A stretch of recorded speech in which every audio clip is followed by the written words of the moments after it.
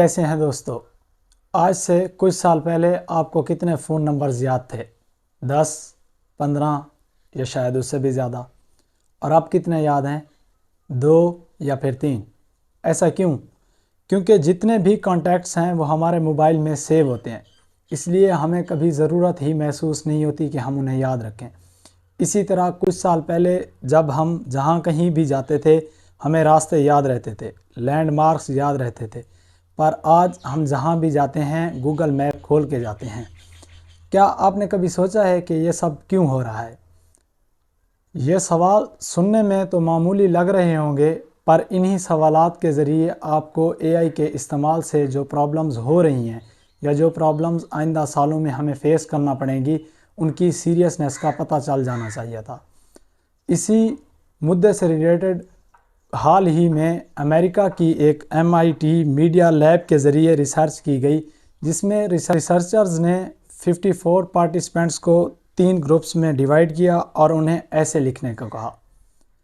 पहले ग्रुप को ChatGPT का इस्तेमाल अलाउ किया गया, दूसरे ग्रुप को सिर्फ गूगल पर सर्च करना अलाउ किया गया, जबकि तीसरे ग्रुप को कहा गया कि वो ऐसे खुद से लिखें।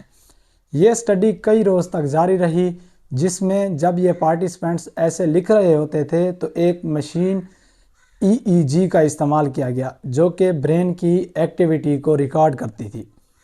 जब वो चीज़ देखने में आई वो बहुत ज़्यादा शॉकिंग थी। जिन लोगों को ChatGPT का इस्तेमाल अलाउ किया गया, इनकी ब्रेन एक्टिविटी जब रिकॉर्ड की गई तो वो ना के बराबर थी, मतलब इनका ब्रेन काम ही नहीं कर रहा था। और रिसर्च के आखिरी दिनों में इतना तक देखा गया कि ये जस्ट गूगल से कॉपी पेस्ट कर रहे थे। इनसे पूछा गया कि आपने अपने ऐसे में क्या लिखा है, तो इन्हें अपने खुद का लिखा हुआ ऐसे उसके बारे में कुछ भी मालूम नहीं था। इसके बरक्स जो दूसरा ग्रुप था जिसे खुद से ऐसे लिखना था, जब उनसे ऐसे सुना गया तो उन्हें सब कुछ याद था, जबकि जो तीसरा ग्रुप था जिसे सिर्फ गूगल पर सर्च करना अलाउ किया गया था, वो कहीं ना कहीं इन दोनों ग्रुप्स में रिले करता था। इस रिसर्च से एक बात तो साफ जाहिर है कि जो हमारे ब्रेन की कैपेबिलिटी है, AI उसे ख़तरनाक हद तक मुतासर कर रहा है। अब यहाँ एक और सवाल भी पैदा होता है कि जब भी कोई नई टेक्नोलॉजी आती है तो लोगों के साथ एक फेयर भी पैदा होता है कि इससे लोग ज़्यादा डम तो नहीं हो जाएंगे, इससे लोग ज़्यादा स्टूपिड तो नहीं बन जाएंगे।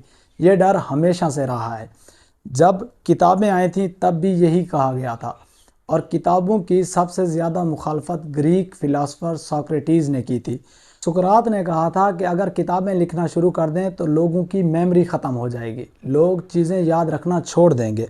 सुकरात ने तो इतना तक कह दिया था कि किताबें लिखने से लोगों को विजडम की इल्यूजन होगी, यानी लोगों को लगेगा कि वो बहुत कुछ जानते हैं पर असल में वो कुछ भी नहीं जानते होंगे।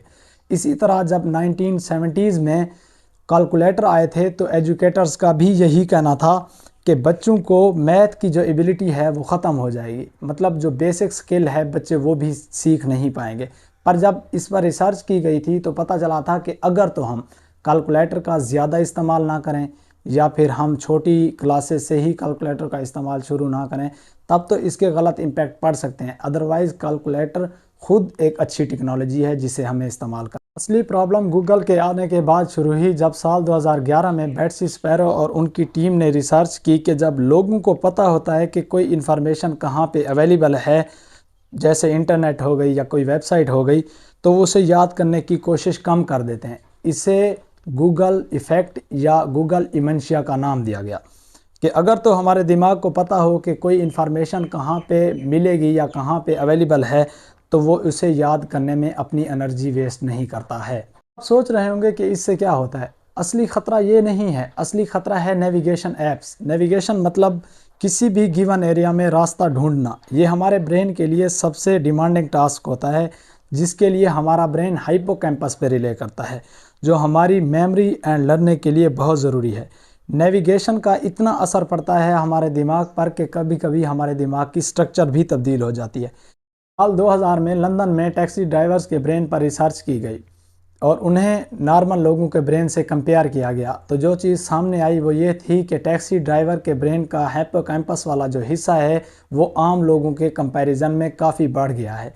इसके अलावा जो लोग गूगल मैप्स पर या एआई पर रिले करते हैं, उनकी नेविगेशन स्किल्स भी बहुत हद तक कमज़ोर हो जाती हैं। इतनी नहीं है कि हाइपोकैम्पस ही हमारी मेमोरी के लिए ज़रूरी होता है, बल्कि ये episodic memory, connecting concepts and future imagination के लिए भी ज़रूरी होता है।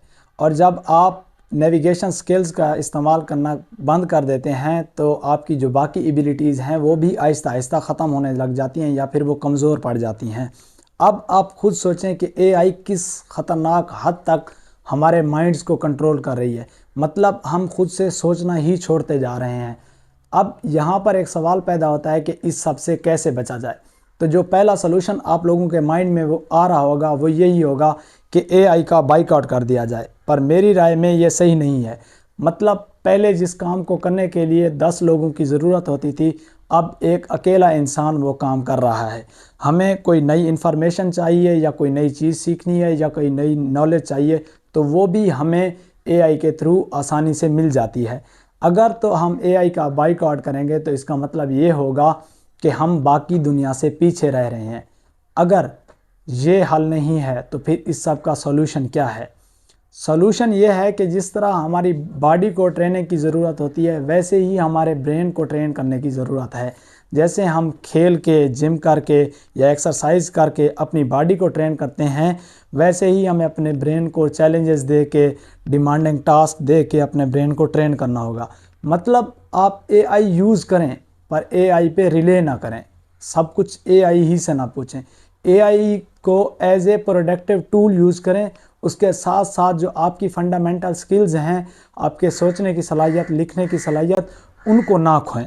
आप खुद से ऐसे लिखना सीखें, राइटिंग सीखें, वोकेबलरी सीखें, मैथ सीखें और सबसे ज़रूरी बात, खुद से सोचना सीखें।